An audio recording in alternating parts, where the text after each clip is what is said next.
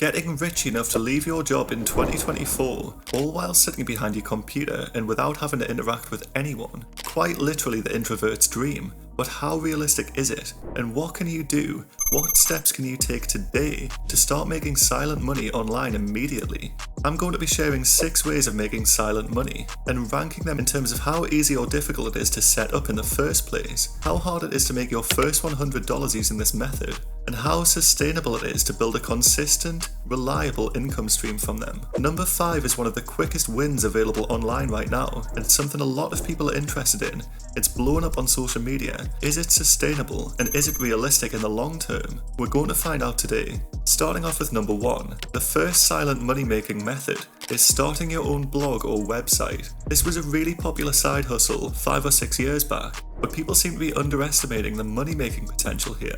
The idea is to publish articles on niche topics which you consider yourself knowledgeable on, or you may even be an expert in. You then use search engine optimization, or SEO, to enable people using Google or other search engines to find this content organically. You then make money by displaying adverts on the pages using different advertising networks, as well as including your own affiliate links and digital products. People often make the mistake of thinking they've missed the boat here with blogging, but it isn't quite true. Adam Enfroy is one of the biggest recent blogging success stories. He started late in many people's eyes, and now he makes over $350,000 per month in the online business niche. One thing I would stress here is that this might be silent money, but it is not quick money. Search engines take an incredibly long time to index your content and start showing it to people. You need to post consistently, build your authority within the search engines. Be prepared to wait at least a year before seeing any real traffic to your website in many niches, especially finance and health. The initial setup is also quite difficult if you've never used WordPress before, but you could pay someone to do this if you like, which I think is money very well spent. Overall, I'd say it's a 1 out of 5 for the initial setup because it's quite complicated. I'd give it a 2 out of 5 for making your first $100 because, as mentioned, this can take a long time before you start seeing any real results. But once it's set up and your website or blog is underway, and you have a lot of posts on there with consistent traffic from the search engines, it's very realistic to actually make a consistent living from this. Many people have left their 9-to-5 jobs this way. I'd actually give this a 5 out of 5 for how well you can make a living from blogging.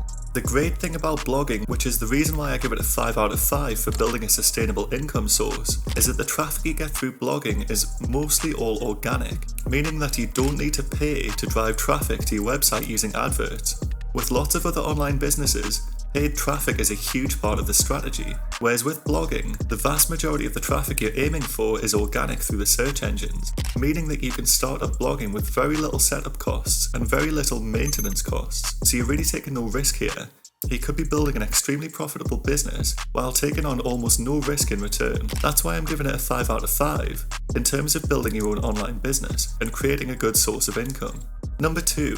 The second quiet money method is creating a YouTube channel. Now, how is this a quiet method for introverts if you have to sit in front of a camera? Well, you don't. There are many faceless channels on YouTube which do extremely well in terms of both views and revenue. You can edit images and videos and record a voiceover if you don't want to show your face. If you do want to show your face, then that's a bonus because it's more engaging for the audience, but it's not necessary. YouTube is something that many people try and fail at. Similar to blogging, the reason so many people give up is that you need to create a lot of content, invest a lot of time, and be really consistent before you ever see any return from it. Most people will post a few videos here and there, then give up when they aren't a famous YouTuber. They expect the millions to come rolling in the first couple of weeks, with almost no effort. Faceless content can sometimes be more difficult, as you do need to improve your editing skills to start seeing better performance from your videos. Videos of people sitting in front of the camera require much less editing time. In terms of initial setup, I'd give this a 5 out of 5 because it's actually very easy. You could be posting your first YouTube video today if you wanted to. However, for making your first $100, I'd give this a 2 out of 5. It takes a long time to build an audience and reach 1,000 subscribers, which is required to get monetized on YouTube. You also need to hit 4,000 watch hours. Again, this takes time and effort and consistency. Once you are monetized though, how easy is it to make a consistent income from YouTube? I'd give this a 3 out of 5 because growth in your views does compound and it will become easier over time as you build your audience, but you still need to be really consistent.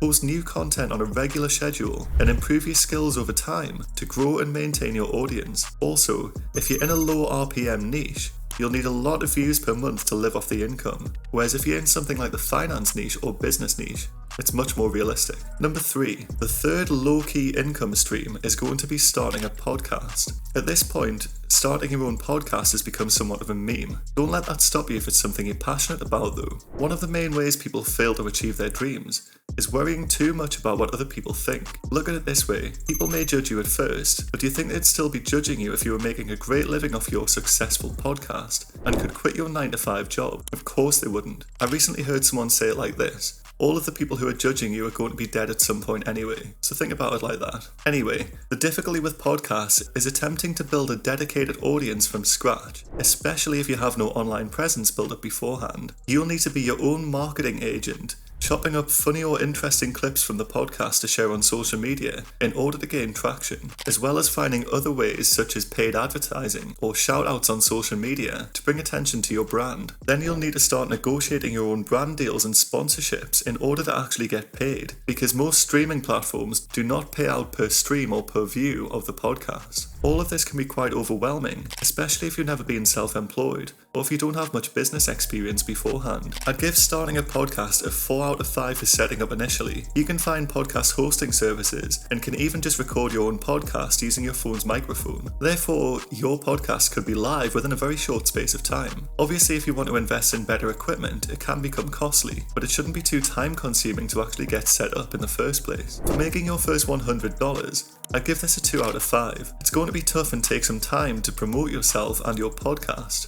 and find your first advertising or brand deal. This is difficult because you are essentially the product when it comes to your own podcast, and it's going to take some time to build up your confidence and really believe that you have enough to offer. Go out there and negotiate these brand deals and make your first $100. Once you're established though, and have grown a decent listener base, it should be much easier to acquire new brand partners and grow your social media accounts to drive even more traffic. So I'd give it a 3.5 out of 5 for a sustainable income source. But that doesn't mean you'll be making millions off it, just that it's realistic to keep it going once you have built up the income. Number 4. This is going to be something which you're either sick of hearing about or something you assumed was a scam: dropshipping. Again, the problem for most people here is that they assume they're late to the party, and I suppose they're right, but there are still plenty of people making a killing online through dropshipping. There are some really informative YouTube channels dedicated to the topic, walking you through the entire setup process, how to find winning products, how to negotiate deals with suppliers, as well as cutting-edge marketing strategies. The main reason why dropshipping isn't dead is TikTok. TikTok is an absolutely massive tool capable of providing free marketing for your product or service to an audience of highly engaged people waiting to be influenced by you and your product. If you can create genuinely engaging videos marketing your product, people will click through and buy it, no matter if they could find it slightly cheaper elsewhere. In terms of ease to get started, I'm going to give this a 2 out of 5, mainly due to the number of people who give up really quickly before they make any money.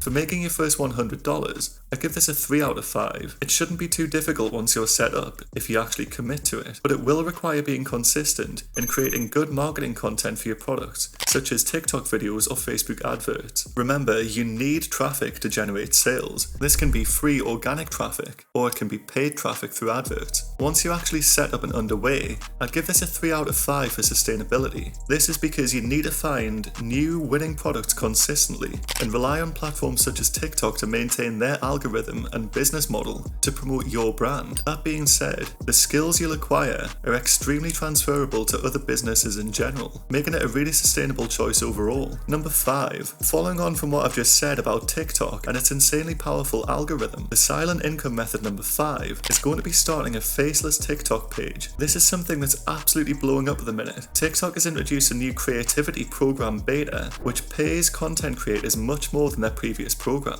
This has led to a flood of people creating faceless channels and blowing them up by posting clips of streamers, athletes, or world events with enough editing to make it unique and retain viewers. There are a good number of people who've been making upwards of $10,000 per month in their first month of being monetized after starting faceless TikTok accounts. So what's the catch here? The The biggest risk here is your videos being demonetized for unoriginal content, which seems to be happening to people who rip videos without making them unique enough, either by editing them or by adding value through including their own views and opinions on the topic. If you genuinely want to make this work, you could essentially rip content from YouTube and other platforms until you hit 10,000 followers to enter the creativity program. You can then refine things and keep building your audience with slightly more original content to ensure you get paid. In terms of ease to set up, I'm going to give this a 5 out of 5 because you realistically could be posting videos today and making money within a week. I'd give it a 3 out of 5 for making your first $100 because you will need to reach 10,000 followers in order to be able to apply for the creativity program, and you also need to avoid being rejected for unoriginal content. But as mentioned, this is doable. For sustainability, this is extremely unpredictable, and there's no guarantee that TikTok will keep paying out creators in this fashion. They also might change the algorithm, or the app could even get banned. This is really uncertain, so I can't really give it any higher than a 1.5 out of 5 for sustainability. Which of these methods do you think is most realistic, and which do you think is most sustainable? Which one would you rather be doing full time throughout 2024?